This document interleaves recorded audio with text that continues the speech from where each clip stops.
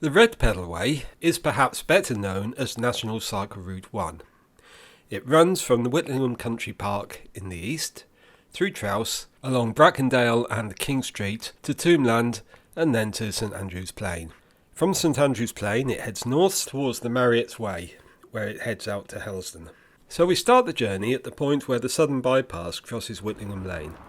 And you can arrive here from two directions really, either by following the National Cycle Route 1 up from Suffolk, or as a surprisingly large number of people do, over the A47 flyover. However you arrive, this is where you are. This is Whitlingham Lane.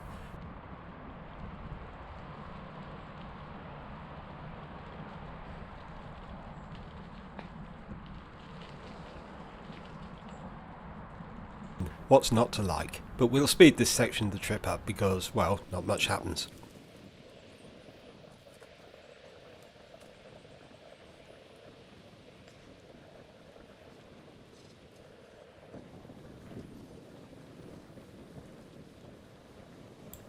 This is actually the Whitlingham Country Park.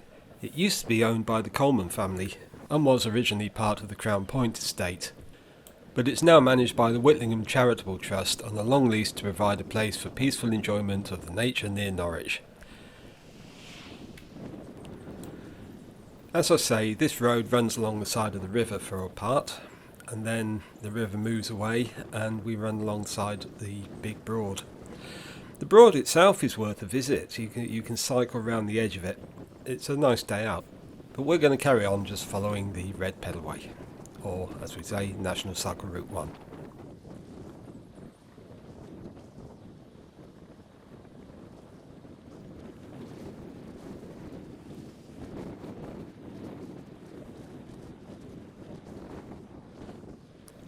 Whitlingham Broad actually isn't natural. It was actually a gravel quarry, and they used a lot of the gravel that came out of there to build the Norwich Southern Bypass. Now it's a nature reserve though, and it's a good place to go and watch birds if that's what you like doing. And it has a very nice little cafe in an old barn. Only thing to watch out for as you cycle along the Whitlingham Lane are the speed bumps, which can be a little bit vicious if you hit them. And of course you do get the occasional car coming the other way.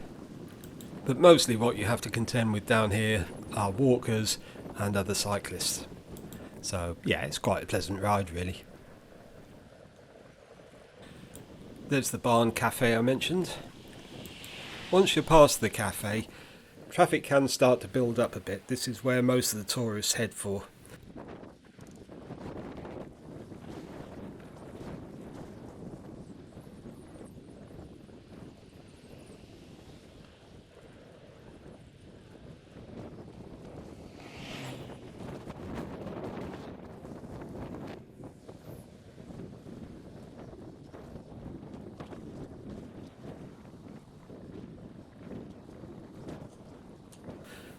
There used to be a lot more on-street car parking down here than there is now, so it's got a lot better. But you do have to keep your wits about you just a little bit. It's not too dangerous, but just be aware there is quite a lot of traffic at times. This is very much a touristy type destination actually, and it's the very western edge of the Norfolk Broads. Norwich is quite unusual for having a national park that actually enters the city. I don't think there's anywhere else that's got that.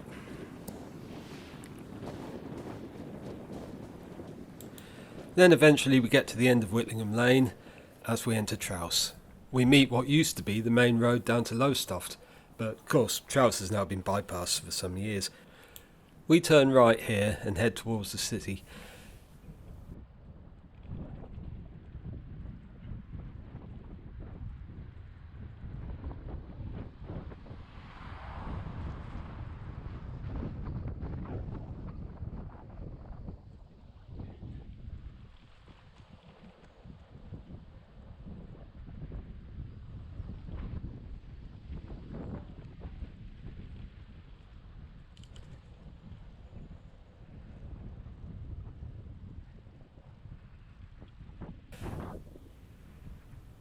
The thing is, we're on the other side of all the railway lines at this point, so we have to climb up to get over the bridge. And it's quite a slog up this hill.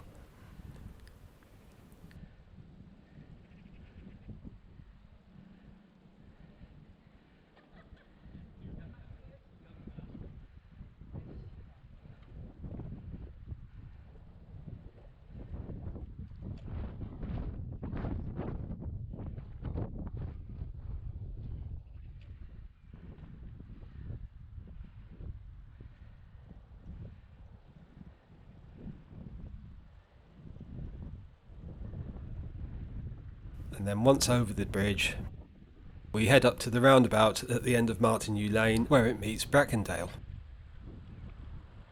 And we head up on the right hand side and start the climb up the Brackendale hill. Now just before we get to the roundabout, a cycle path appears on the right hand side of the road, so we cross over and join that.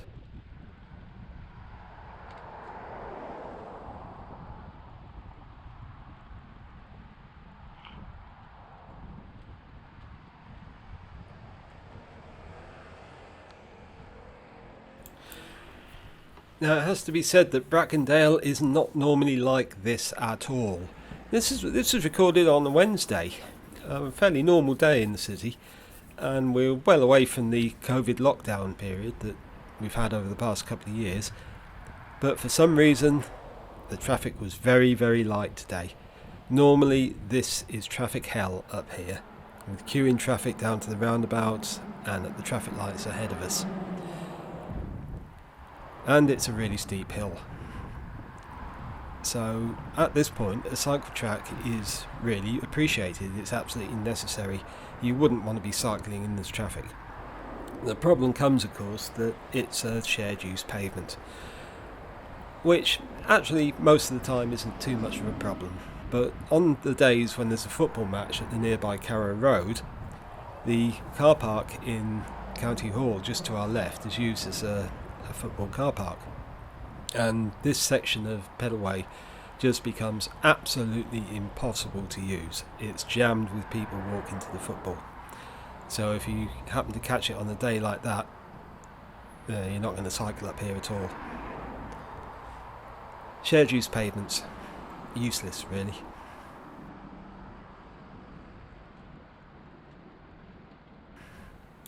Once we get up the hill on Brackendale, we come to the traffic lights at the top of King Street, and we turn right and go down the hill on King Street. This is one of the worst sections of Pedalway in the city. It's absolutely jammed with traffic most of the time, although, as I say, not today for some reason. This is a really dangerous part to cycle. It's not so bad coming this way, because you're going downhill and you can get up a fair bit of speed and keep up with the traffic. Going the other way though, you're slogging up the hill and there's all sorts of heavy traffic passing you. This is actually not only the inner ring road but also the outer ring road. The two combine at this point. This is one of the big missing links on the Norwich Cycleway network. But we have to stick with it until we get to the point where the traffic turns right to go over Carrow Bridge, and we stay on King Street and go straight ahead.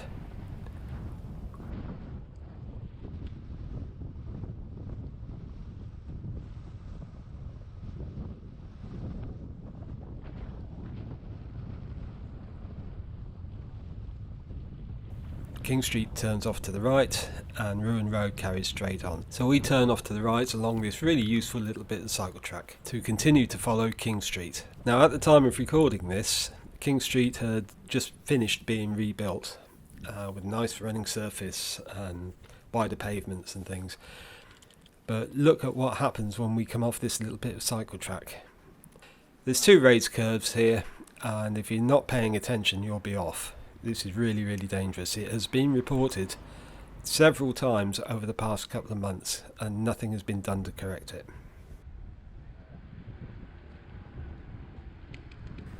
This is King Street, the ancient street of Norwich, and we're in the really ancient part of the city now. King Street's coming up in the world a lot. It used to be a really run-down industrial area with something of a reputation, shall we say. Now it's becoming very gentrified, very expensive place to live. And just down here is the waterfront, one of the best venues in Norwich for live music.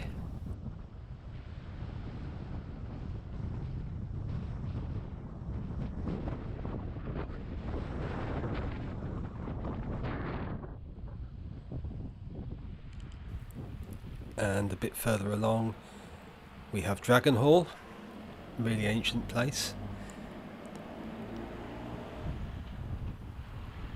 And all around us is new development of really quite nice houses and flats. As I say, it's not a cheap place to live anymore.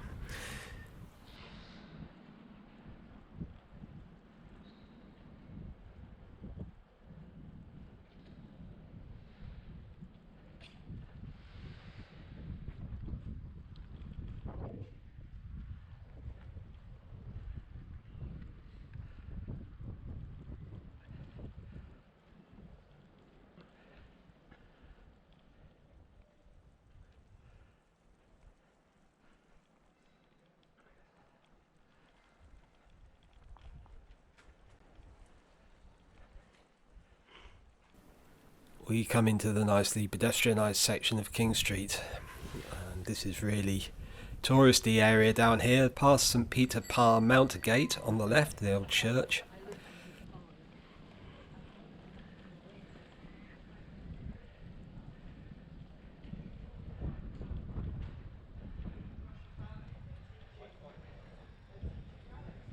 And eventually we come to the traffic lights with Rose Lane.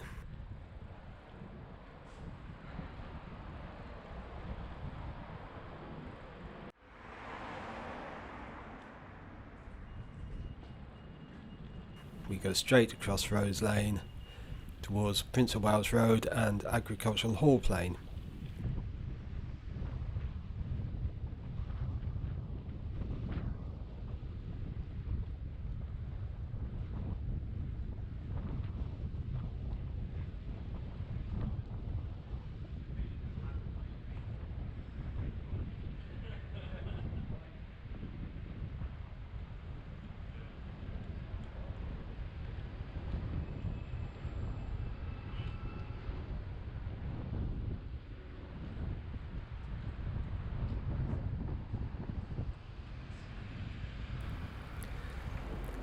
At Agricultural Hall Plain we have quite a good crossing, but then as we come into Upper King Street towards Tombland, things get pretty difficult for cyclists following the recent Tombland improvements, which made things a lot worse. And here we come to a change which has been made to the Pedalway network as part of the local cycling and walking plans, the LC WHIP as it's called.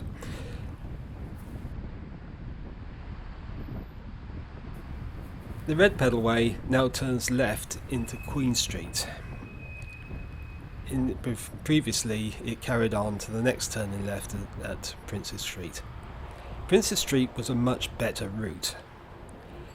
Queen Street is a very busy street full of bars and lots of pedestrians, and it can be really difficult to cycle up here, so it doesn't make any sense whatsoever to send the cycle route this way. I don't know why they've done it, there was no consultation, it just happened.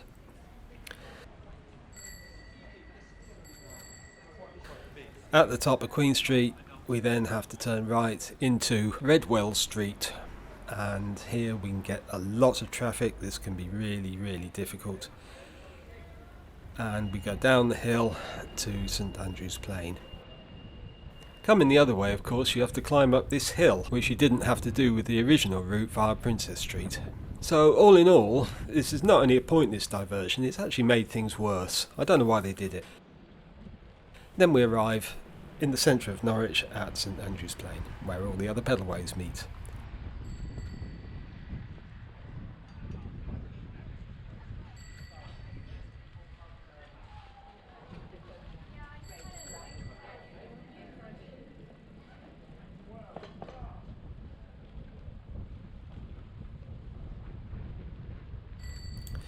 St George's Street is a shared use area, and there's a lot of pedestrians here usually, but you can get past, not too bad, just be careful.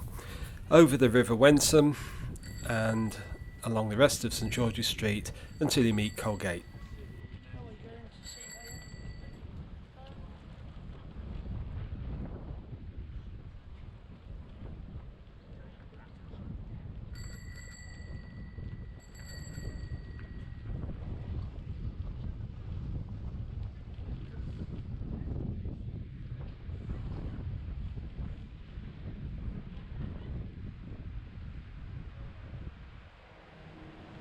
Then turn left along Colgate until you meet Duke Street.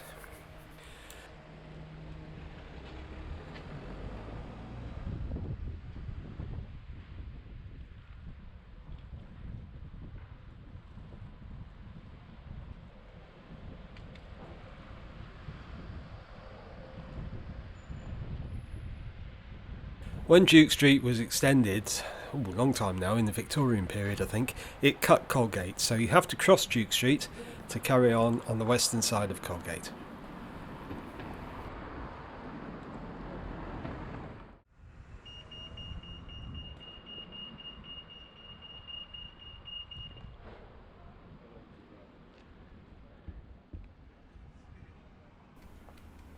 The short area of pedestrianisation finishes and you're onto a road. It's a low traffic area though, hardly any cars around here, and you go to the end and turn right onto Oak Street.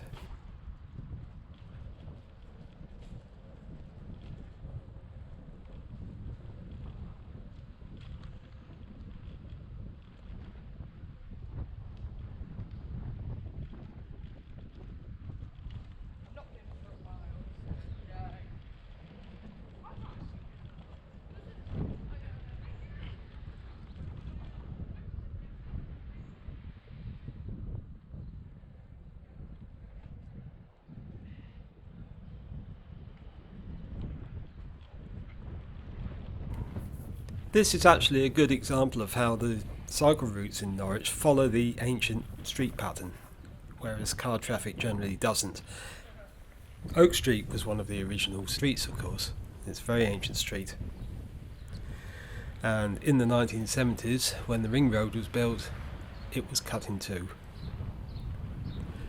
But when we get to the ring road, we're going to turn left. We get onto a short section of shared use pavement up to the Toucan crossing.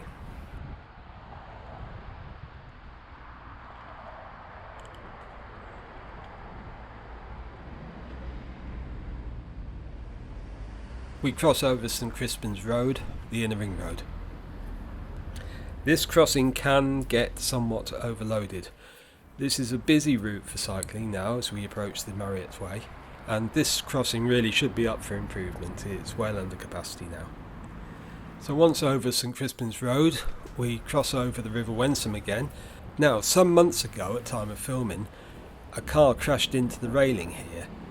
It has still not been repaired, and these concrete blocks take up a fair amount of space from the shared use cycle track. It really is about time this was repaired properly.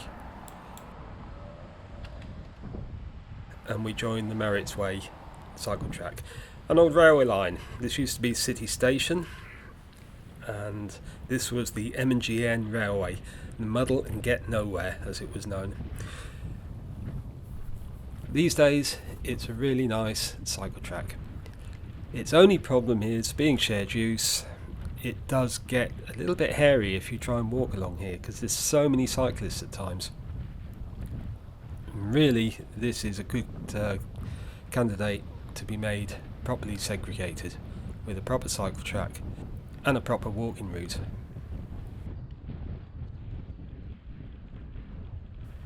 Marriott's Way is developing into a really good commuting cycle route. It connects the suburbs to the north of Norwich to the city centre with a traffic-free route, and it's getting ever more cyclists using it in the morning and evening rush hours. It can get really quite busy down here. We're actually cycling along the edge of an industrial estate here, not that you would notice, and it's nice. It's a really, really good place to ride. As I say, the only problem is it's a shared use path, and it's not a very wide one either. It's only about 3 metres wide. The amount of commuting cycle traffic you get down here now in the rush hour can be really quite large, and really it should be a dedicated cycle road with a separate footpath.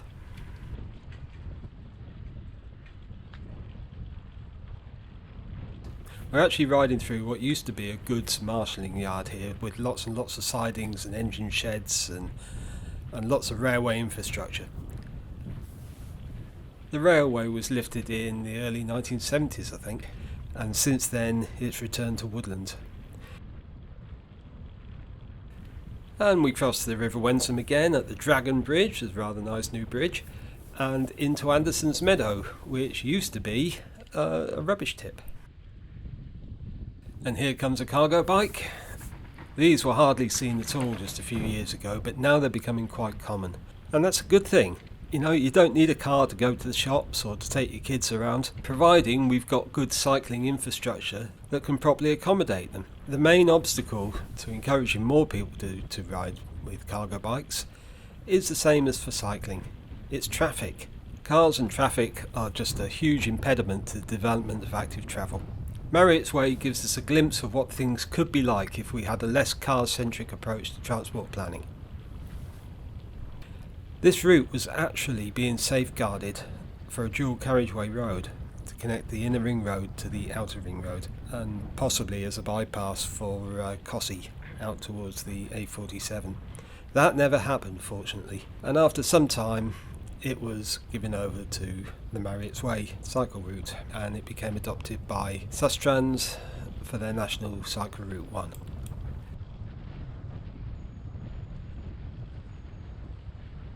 This whole area from the roundabout on the inner ring road to here has changed unbelievably. It's changed from being an industrial wasteland to a real asset for the city.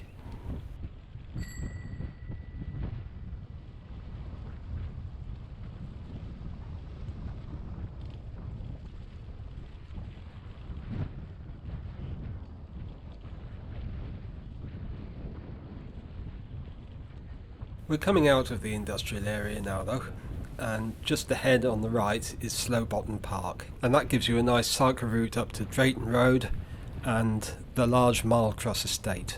So we'll speed this up a bit now because this is quite a long section.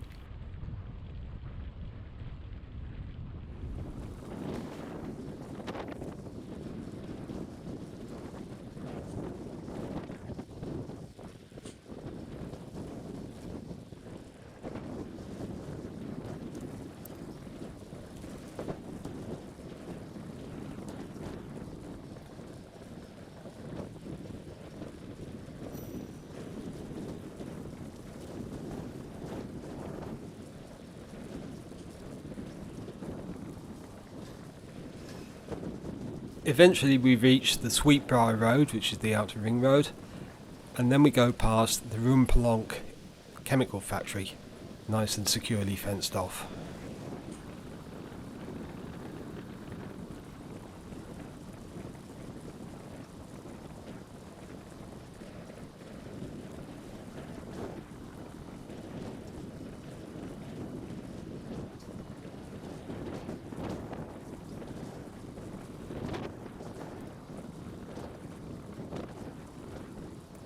On the left is Sweetbriar Marshes.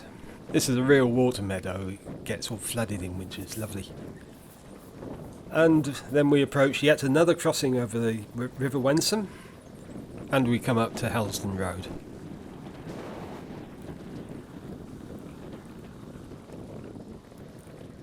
Over a parallel crossing, and then down onto a nice new section past Helston Station.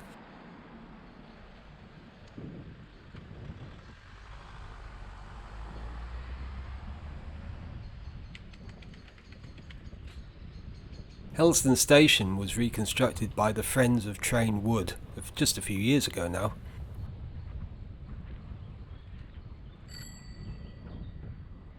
And this was only built just over a year ago now at time of filming, and it's a vast improvement. This is really, really good.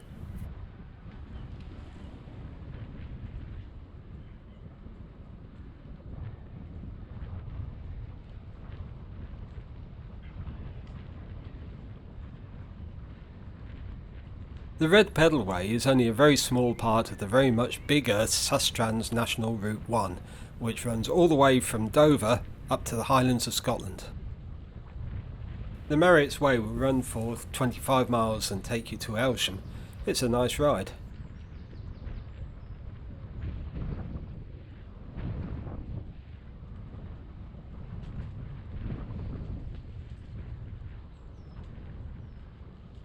So then we come to the end of this fairly new part of the Marriott's Way, and this is the point where Gunton Lane leaves and this ride finishes.